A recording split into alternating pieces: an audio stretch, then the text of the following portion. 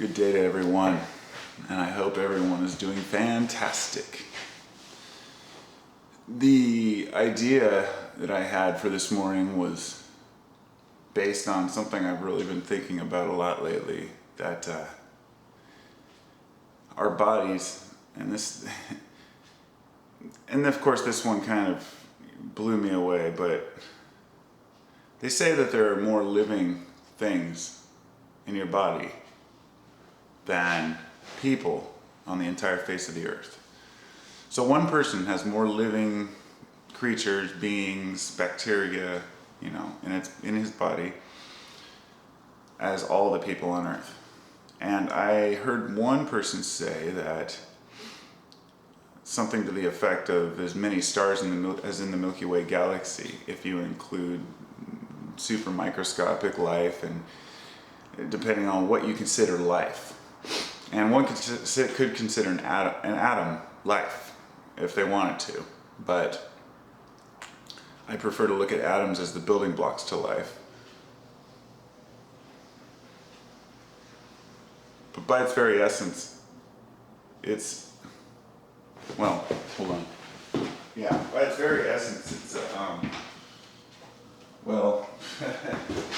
okay, sorry, I got distracted. I thought something was going on out there.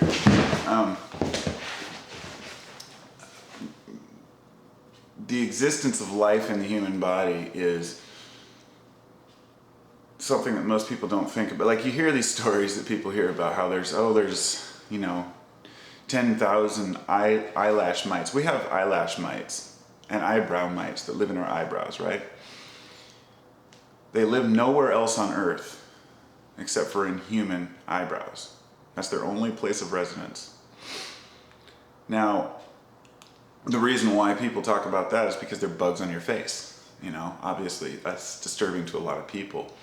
And then people look a little more into it and see that there are billions of bacteria being moved around in your body and washed off, and every time you spit and every time you cough. And these creatures, if you'll call them that, disturb some people because they think, we're humans, we should be separate from creatures, we need to get rid of bad things. And over the years we've learned that there are good bacteria. I think acidophilus, I believe that's a bacteria, right, from yogurt. Then it becomes this big health craze where take these living organisms and have your what do they call it, I don't remember, whatever they call the yogurt thing, the whole, they try to cash in on it by saying, oh look, our yogurt has cultures. It's like, dude, yogurt is live cultures. But it becomes trendy, and it's because we're trying to embrace all these life forms that we use to survive. There's bacteria in our gut, there's bacteria in our organs. And this is why I see all humans as being part of a system that is one entity. You see, this is the way that God, if you will, has sent us a message that everything works as an organized structure. We have organized atomic structures that work within a molecule perfectly. Why do they go to just that molecule? Why do just those atomic bonds happen? It's just set up that way. And all those atomic bonds create this say a cell, and then this cell creates a small organism. Now, when you look into astrotheology, you find that the human body is a representative of the universe. And this is the microcosm within the macrocosm. And this is what people say, this is the root from the term as above, so below. There are a lot of people and a lot of famous philosophers in history who have said that our best path to understanding how the universe works is to observe the human body. And I don't think that's too far from the truth. And when we view our bodies, we think of it as a bunch of organs working, controlled by the brain, to function. The explanation as to how this happens remains to be presented. I mean, science is having a hell of a time explaining what our consciousness is, as well as where in the brain these actual ideas, memories, thoughts, and feelings reside. And they're getting better at discovering areas of the brain that can trigger certain emotional responses or lack thereof. So we're getting better at it, but there's still this missing link, which is consciousness. And in order for consciousness to exist, it has to be independent of our studies. And this is where God comes in, because God is consciousness. So we have these bodies full of all these creatures that are working perfectly. So not only are these creatures working perfectly in unison to assist our bodies and to remove wastes and to bring in things we need. I mean, we'd be dead without bacteria. So with these things working, you can see the bacteria as being their own organized society, if you will, within your body, helping, pushing things along.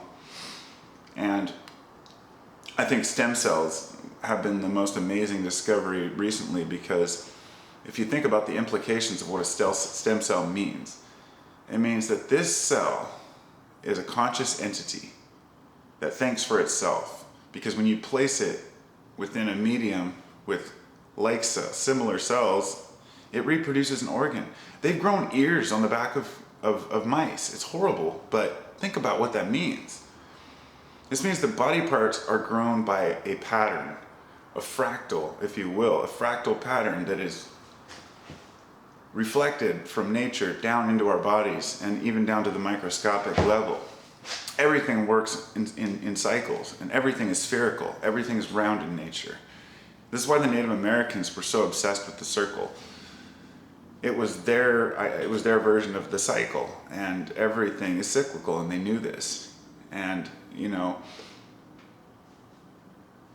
these circular entities, if you will, that make up atoms. And let me tell you something about atoms that just blows my mind. And when we think of an atom, we think of it as the smallest reducible piece of matter. The fact is, if you look into reduction, there is no smallest piece of matter. It's impossible. This is something that's baffled scientists forever. You cannot shrink any further than, I mean, you can't get to the point where this is it. I mean, we thought the atom was it, but then we split the atom. And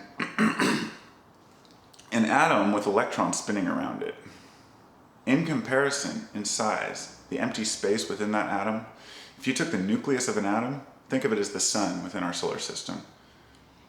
The electrons spinning around it are equivalent to the distance of the planets to our sun. And I mean, it's hard to fathom the solar system, but if you could see it in your mind, all the rest is empty space. So an atom would be taking the sun and the planets, condensing it down, and taking all that solar system space. It's more empty space. So you ask yourself, can empty space exist? What is empty space? I mean, there are frequencies that we cannot see. There are the light, the actual piece of light that we see, you know, are red, orange, yellow, blue, green, indigo, violet. It's a very small on the spectrum. And when I was younger, I used to be fascinated with the idea that dogs saw maybe in black and white, or that some animals might see differently than we do. And then I was blown away years later when I found out that some animals might see in infrared, so they could actually see the infrared spectrum, which, for those who don't know, is, I mean, everybody's heard the term, but infrared is just below the color red, so it can't be seen by human eyes. But with infrared goggles, it can. And it's the same as ultraviolet, which is on the opposite end of the spectrum. And now then I started learning animals might see in UV as well. And then I realized animals might see the magnetic spectrum of the Earth. And now they're thinking that animals might swim along magnetic lines and know and be able to see them. And I don't think it's a visual thing where they see these magnetic lines coming down in their vision. It's it's like something we can't comprehend. It's a mental picture of it. And we all have it, because we all have the pineal gland, which contains magnetite and water. And when this is why people say your pineal gland calcifies. Calcification is a natural process of aging, but we can supposedly reduce it by doing this and that and going to this spiritual class and, you know, all this nonsense. The truth is that we don't know how the pineal gland works. We don't even know if the pineal gland produces DMT. but it's a very, very good, accurate speculation, but it's not a proven fact, because DMT degrades instantly when it's removed from the body, and all the pineal glands that have been studied have been out of corpses. And the reason why I mentioned DMT is because I see it as a chemical that our body produces that takes us to another level. And it's a level that perhaps we weren't intended to see yet. DMT flows through the body as you die. It's just another chemical your body produces, and it could be its own living organism. It could be its own creation. It could be an entity of its own. People who have gone through the tunnel, who have seen the light, who have gone to the other side, the near-death experiences where people see heaven and gates and everything is almost identical to the DMT experience. So a near-death experience and a DMT experience are almost identical in their description, and I think that that's another component of our body's system, these systems that help us to maybe ascend. Maybe when we die, they say that the body produces the most DMT when you're born and when you die. So perhaps it's a way to bring you into this world and to take you out. It's a way for your body your spirit to flow out of your body. I don't know. Maybe it's just a delusional chemical that's been created with the side effect that, nature didn't intend, but I doubt that, because I think nature intends on everything it does. So when you go beyond the structures of the cells, which work in unison, you get to a cellular structure, which is an organ. The heart, the pancreas, the liver. All of these work independently, yet they all work in unison. If one has a problem, it sends a signal to maybe shut the other one down and to protect it. Or, you will have certain side effects or, conditions that happen to you when there's an ailment. Now, our entire spine is connected to all of our organs, all of our nerve centers. So if you picture the spine, or, the serpent, if you will, or the staff, the basic idea of chakras, you look at the spine, it's got multiple vertebrae, 33 to be exact, which many people associate with the 33 degrees of Freemasonry, climbing to the ascension, the level of ascension. And the top one is actually called the Atlas. So it holds up the world, your head. It's amazing stuff. So you've got 33 vertebrae, and between each vertebrae coming out of each side are 2 nerves. I pinched my 5th lumbar. I've damaged my sciatic nerve, so I feel it in my leg all the way down. Some of these are for nerve centers, but some of them actually pump blood and nutrients to your organs.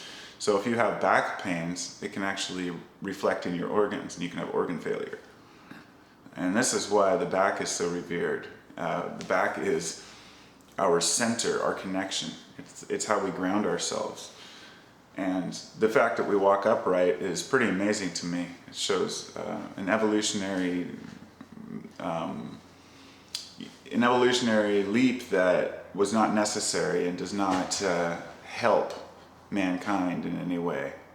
Now, a lot of scientists argue that and say, no, we evolved to stand up because our ancestors, the food was scarce and they needed to stand up taller to reach into the trees to get the food. Well, if they were already able to climb trees, I don't see why it would be such an issue, but obviously we never reverted back to crawling, which would be the ideal position. So here we are, humans. We don't know how we got here, why we're here. Some people think we were put here by God 6,000 years ago. Some people think we completely evolved from apes and there's absolutely no spiritual God or anything. And I refuse to believe either one of those views. I'm seeing Darwinism coming into play with God and understanding that there's something greater, something bigger than all of us. I am utterly fascinated with the way the body works. Because when I get up in the morning and get going, I think about my body and what it is. How many people have looked at your hands just for like a really long time and thought, this is billions of cells and pieces of tendon and bone and flesh that's controlled by this computer we call the mind. Or is it? If you want to go deeper than that, you could look into experiments they've done with perceptions with, they'll take a, let's say they'll show, this is pretty crazy. They'll show a person a bunch of pictures. Some of them will be horrific, deadly death and bodies, maimed bodies, and some of them will be birds and happy things. And they'll flip through these cards. And what they did is hook a person up to the machine to sense their reactions to these pictures. And they were shocked to find out not that people reacted, that their body reacted harshly to the pictures of the dead people, but that the computer picked it up 15 to 20 seconds before they actually saw the picture, showing that there's a good argument to fate and to prophecy and to understanding the future. And if we can take these ancient allegories and archetypes and start to read them from a different perspective, even old English literature, you can pick up a book and read it and find the story within it. It's all archetypal. But the allegories are strong, and if we could look at things not from a literal perspective, but start reading them from a perspective of a fresh mind, we might have an explanation out there somewhere as to how these bodies work the way they do and why. Now, I'm fascinated by the aura, and I'm fascinated by the magnetic field, which are different things. But the aura is, well, let's talk about the torus, the torus of the body, which would be the field of energy that surrounds the body. It comes out of the top of the head and spins around like an egg and comes back in through the bottom. And so it kind of looks like a half apple. That's just a visual representation of it, but this is something that exists. There are magnetic fields within everything, and this is true with the earth, this is true with your body, and this is true with every organ within your body.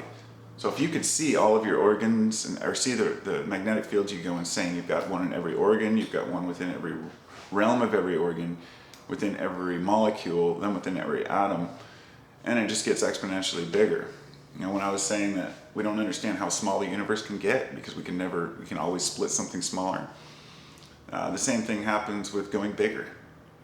If it ends, then what else is there? It doesn't make sense.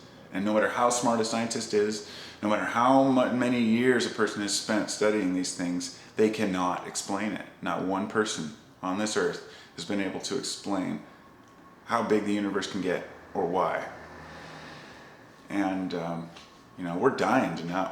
And people spend their lifetime studying, and then they tell us that they have a theory and we believe it because they told us. And to me, it's like the Big Bang Theory. I find it just to be preposterous. Sure, the universe came from a point somewhere, but to assume it came from a pinhead floating in nothing, that's a pretty vast assumption.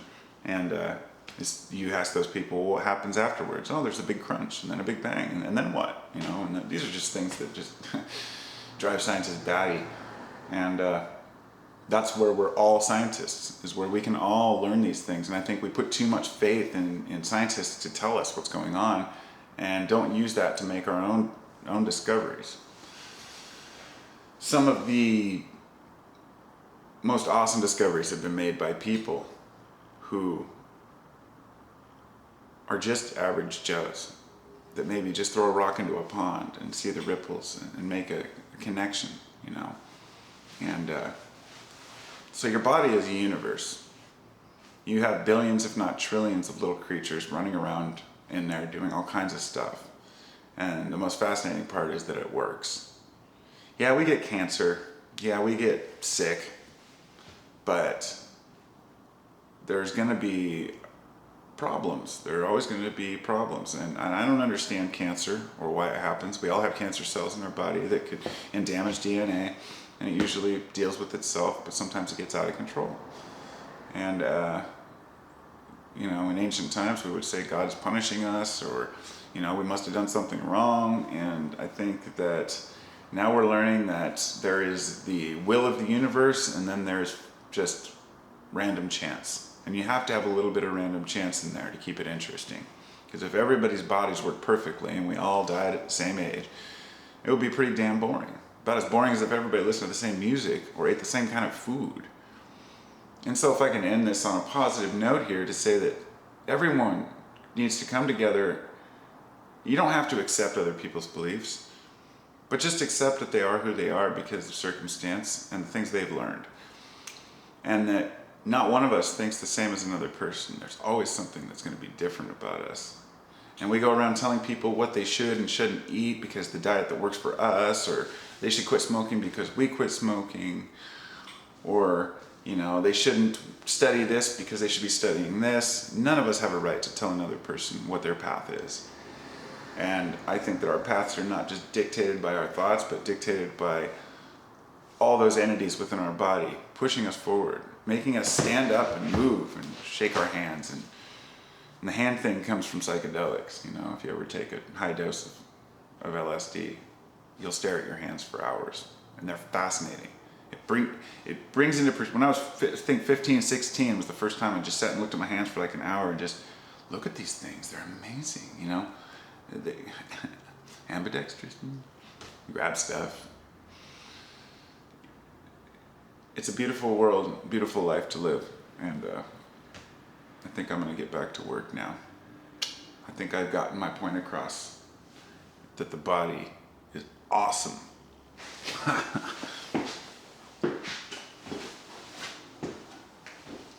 Like my overalls. I use the overalls to cover my body. This meat sack that I call me, that I call Carpo, or Joshua. See? And I missed the sunrise because I was too busy talking. Oh well. Namaste, everybody. I'm gonna start putting some shit together.